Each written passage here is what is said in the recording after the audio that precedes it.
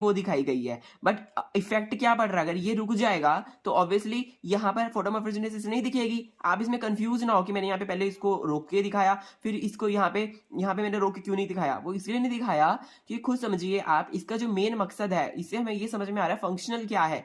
Allied induce gene का function ये है कि वो फोटोमॉर्फोजेनेसिस करवा रहा है, पर अगर यहाँ पे हम क्या कहते हैं उसको रोक देंगे, रिजल्ट हमारे पास क्या आएगा, ये नहीं करा पाएगा फोटोसिंथेसिस, फोटोमॉर्फोजेनेसिस नहीं कर पाएगा। और डार्क इंड्यूस जीन का काम ये है कि वो स्कोटोमॉर्फोजेनेसिस करवाता है। स्कोटोमॉर्फोजेनेसिस मतलब अंधेरे में मॉर्फोजेनेसिस, अंधेरे में जो उसकी मॉर्फोजेनेसिस मॉर्फोलॉजी है उसका बदलना, अंधेरे की वजह से मॉर्फोलॉजी का बदलना, इलोंगेटेड स्टेम हो जाती है बेसिकली। जब अगर आप भी कोई उगाएंगे, जैसे आप ये एग्जांपल आपने शायद इसमें पढ़ा होगा, जैसे प्रैक्टिकल्स में भी किया होगा, जैसे अगर सीड है, सीड को अगर हम डार्क में उगाएंगे तो वो इलोंगेटेड सा उसका हाइपोकोटाइल आएगा, और वही सीड अगर हम लाइट के प्रेजेंस में उगाएंगे तो उसका जो हाइपोकोटाइल है वो इलोंगेटेड नहीं आएगा, उसका जो है वो नॉर्मल आएगा, नॉर्मल। तो यहाँ पर वो इट्यूलेशन हो रहा है, इट्यूलेशन उसको बोलते हैं, इट्यूलेशन। जो इलोंगेटेड जो हमें ग्रोथ देखने को मिल रही है वो इट्यूलेशन की वजह से हमारे को देखने को मिल रही है, और उस प्रोसेस को, जो मॉर्फोजेनेटिक चेंज वहां पर आया है उसको बोलते हैं स्कोटोमॉर्फोजेनेसिस, और वो डार्क इंड्यूस जीन के द्वारा किया जाता है। और पीआई जो है वो इंड्यूस करवाते हैं डार्क जीन, इंड्यूस करवाते हैं डार्क जीन्स को।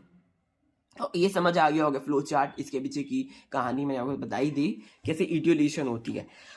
अब हम बिल्कुल भी टाइम वेस्ट नहीं करेंगे, अब हम बढ़ेंगे आगे। देखिए यहाँ पे क्या लिखा हुआ है, यहाँ पे एक फंक्शनिंग दी हुई है फाइटोक्रोम की। फाइटोक्रोम जो है वो नेगेटिव रेगुलेटर है, सॉरी हाँ नेगेटिव रेगुलेटर, फाइटोक्रोम में नेगेटिव रेगुलेटर है, एक पॉजिटिव रेगुलेटर है। नेगेटिव रेगुलेटर कौन कौन से वो देखो। फाइटोक्रोम में जो नेगेटिव रेगुलेटर है, जैसे PIF, COP1, SPA1 है ना, और पॉजिटिव रेगुलेटर कौन से हैं, HY5, LAF1, HFR1। तो ये सारे पॉजिटिव रेगुलेटर हैं, ये सारे हैं नेगेटिव रेगुलेटर। नेगेटिव PIF और COP1, SPA1 ये नेगेटिव रेगुलेटर है, और पॉजिटिव रेगुलेटर कौन से हैं, HY5, LAF1 और HFR ये पॉजिटिव रेगुलेटर है।